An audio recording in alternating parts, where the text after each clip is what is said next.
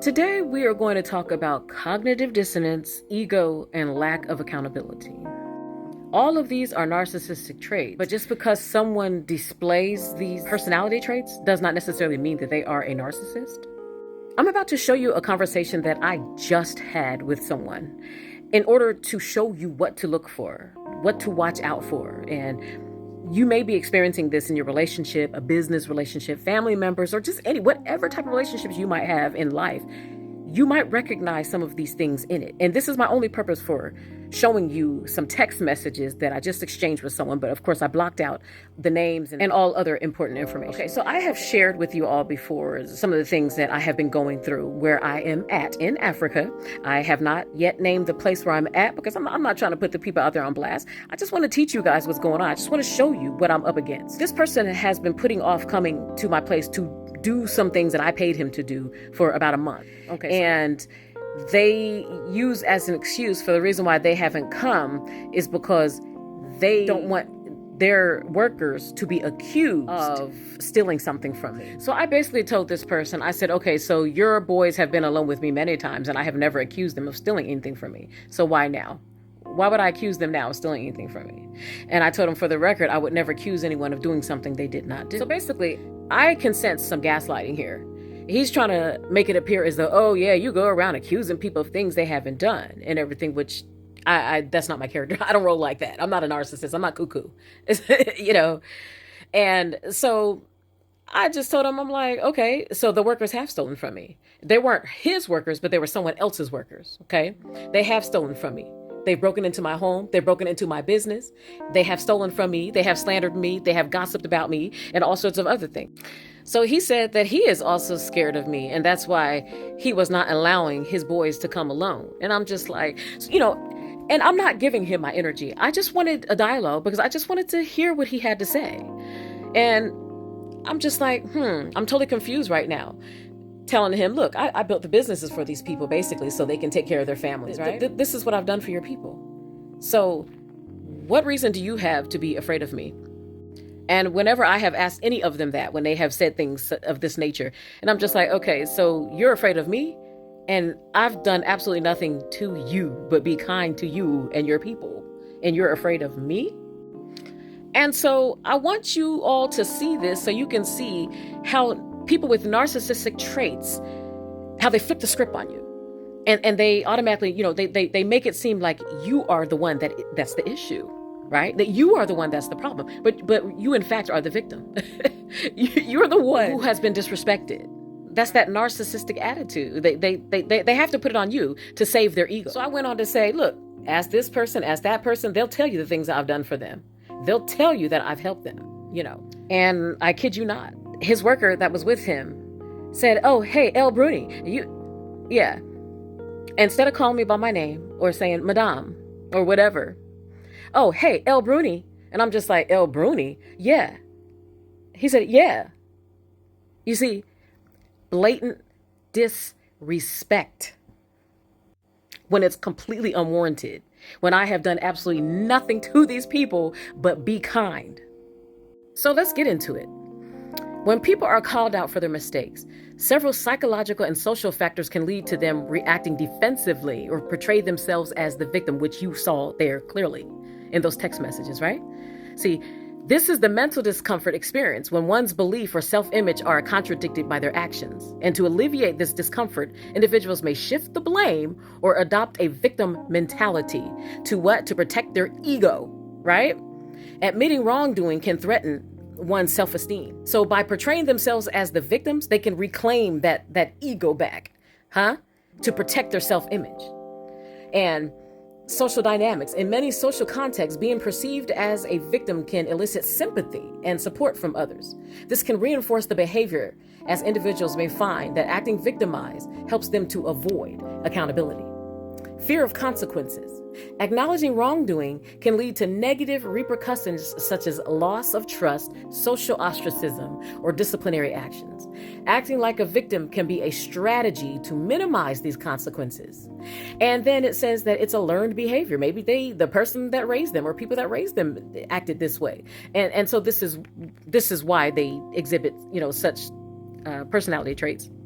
And that's why I said earlier that these are narcissistic traits, but not everyone that has displayed these are actually narcissists, because they could have learned that, from someone else. Let me tell you, now that I have lived here, I dated someone from this place. Everything that I'm experiencing, that he was the same way. So I understand him more by being here, because they're the same way.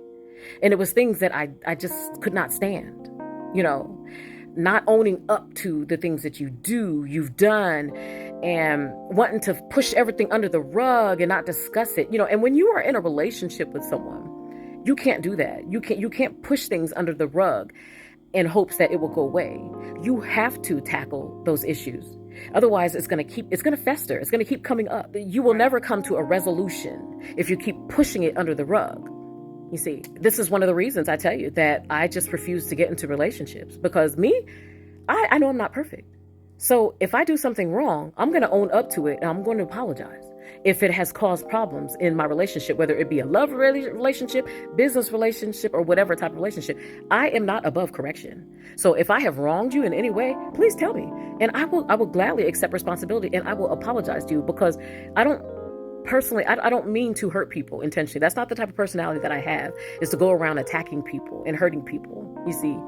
So I will always accept accountability for my faults, for my wrong. And I just cannot stomach being with someone who will always shift blame onto me and say, oh no, it's your fault. Oh no, bro, it's not my fault. It's not my fault. See, if I'm in a relationship with you, you gonna take responsibility for what you've done, especially if you expect me to. I mean, it's only right? Why should I take the blame for something that you did? But this is how narcissists act, and people who have learned the behavior of narcissism. All of these people claim to be lovers of God, and they're quick to bring God into things. But it's just like, what God do you worship, huh?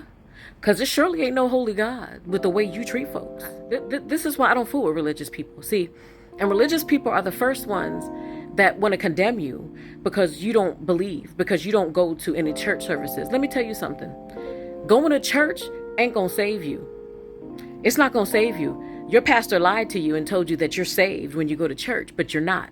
See, you're being judged for everything you do right now on this earth. The majority of people who claim to believe in the Bible do not have a clue as to what's in it, nor do they understand what they're reading, let alone have the ability to be able to apply whatever it is they've read into their lives. So let me show you what it means. He or she who endures to the end will be saved. So what does that mean? Endures. That means that those who are being put through all the hell that I'm being put through, or whatever trials and tribulations you may be going through, or may be faced with, the poverty, sickness, as long as you endure to the end, the chosen ones, the ones who are being beat the hell up by the narcissistic demons who call them names, who sabotage their businesses, who steal from them, who lie to them, who disrespect them, who humiliate them, and he or she who endures to the end will be saved. It does not say, go to church and you will be saved. The Most High does not live in houses made by human hands. The heaven is my throne and the earth is my footstool. Where is the house that ye build unto me? And where is the place of my rest? You cannot contain God in a building. God is within you. Huh? So do you have the God in you? Or do you have the devil in you by your works, by how you act, how you treat people, how you talk to people? Who's residing within you? That's the question.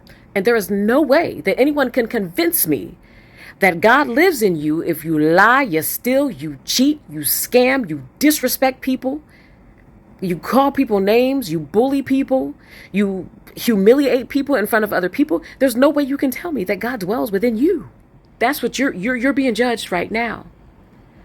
And how could you claim to love a God that you have never seen or had a conversation with, but you treat your fellow man who you can see and have a two-way conversation with like crap?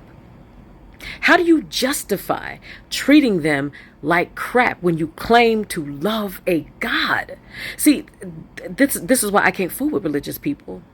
This is why I can't fool with them, because they are just wicked. wicked.